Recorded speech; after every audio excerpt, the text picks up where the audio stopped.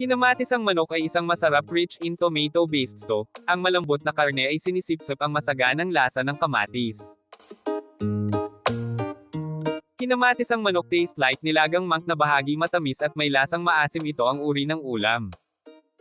Kung gusto mo din ang recipe na ito, simulan na natin ang pagluluto sa kinamatisang manok. Pagkatapos magpainit ng 3 kutsarang mantika sa isang kaldero. Igisa ang iyong luya hanggang sa lumabas ang amoy nito, idagdag ang iyong bawang at sibuyas. Isunod ang kamatis. Ipagpatuloy ang paggigisa 1 hanggang 2 minuto. Pagkatapos isunod ang patis, haluin. Saka idagdag ang hiniwang manok. Lutuin ang magkabilang side ng manok. Buhusan ng tubig saka hayaang kumulo. Ilagay na ang paminta pampalasa.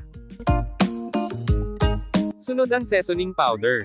Ipagpatuloy ang pagluluto hanggang 15 minuto. Pagkatapos ng 15 minuto, ilagay ang tangkay ng pechay, isunod ang dahon nito. Kaunti pang mikos-mikos at maluluto na ito.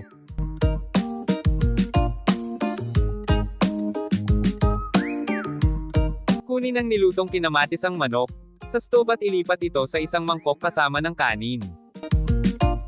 Sana nagustuhan nyo ang recipe na ito. Maraming salamat sa panunood.